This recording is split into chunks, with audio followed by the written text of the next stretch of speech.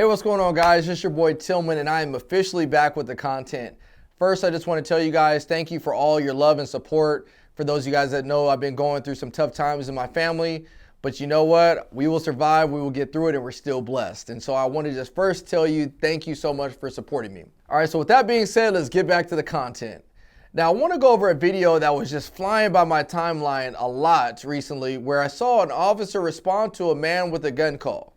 The officer shows up on scene and interacts with that suspect that's believed to have the gun, and let's see exactly what happens next. Can I just see what you have? Okay, put it down on the ground. Wait, y'all, wait! You're a rookie. You're a rookie. You're a rookie. You don't know. You're a rookie. Go. Okay, stay right there. Do not move. Stay right there. What? Just stay over there. Please, sir. Please. Please. Please don't do that. 73, I got a guy with a gun. I'm not doing anything. Look, I'm not doing, don't shoot. Don't shoot. I'm not. I'm finna shoot your ass. Don't punk. shoot. I'm Don't finna shoot. shoot your bitch ass. Don't drop the gun. I don't have it. Look. I don't have it. I don't have it. Shots fired. Shots fired. The guy has a gun over here. Isabella.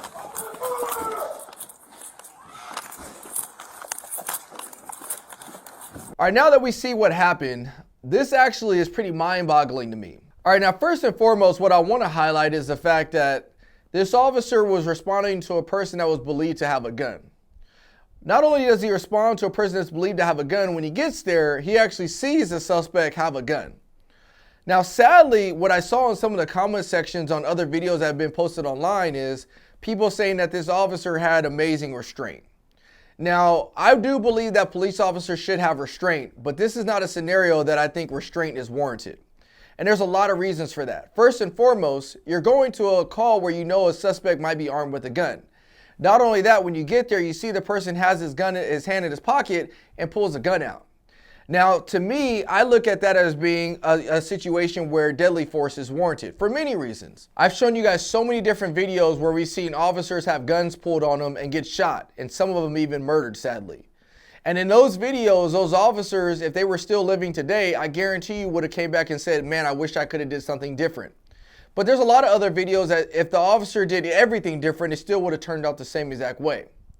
This officer in the current video that we're watching is just extremely lucky and blessed because that suspect made clear what he wanted to do. He said he wanted to shoot the officer. He basically told that officer that he needed to leave, and the officer complies with what that suspect is telling him to do.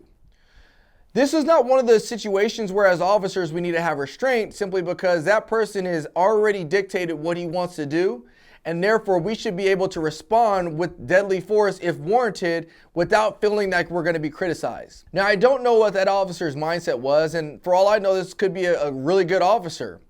But what I will speak to is that the current environment we're living in as police officers, where police officers are being criticized for everything we do, one of the sad realities that's occurring is it's preventing officers from reacting how they should react in given situations like we just watched. This was a scenario that could have ended really, really bad for the officer, but luckily it didn't. Now the suspect, what ends up happening at the end of this video is he actually goes and barricades himself in a nearby apartment building and later on is taken into custody. But what would have happened if that person ran into another adjacent building or adjacent apartment complex and took somebody hostage or killed somebody? Now luckily this situation didn't end with any of those scenarios that I just mentioned. But we got to go back to the original part of this video, which was, should this officer reacted in a different way? I honestly think he should have reacted in a different way, at least pulling out his gun so that way he can meet that deadly force that's being presented to him. At the end of the day, we as officers have every responsibility to come home to our families at home. We have every responsibility to also keep the members of our community safe. And sometimes when we fail to act in certain situations like this, it can not only put ourselves in danger, but everybody else around us. And so I really caution, you as people watching this video to realize that sometimes with all the criticism that officers face, it's also leading to, not the best decision making as officers. Now, I don't know this officer personally, and for all I know, he could be a great officer.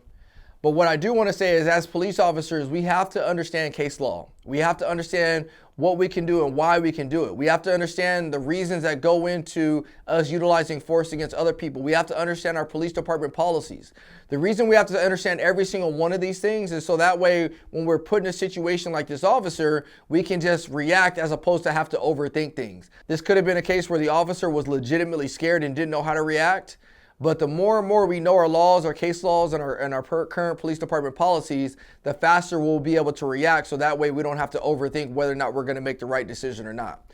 I am so glad that this ended the best way possible, but it's also a learning situation for us as police officers, but also you as a member of the community to know what happens when you have so much negative public scrutiny of law enforcement, of how it slows our decision-making process down. I hope you guys enjoyed this video. I'm glad to be back, and I'll see you guys on the next one.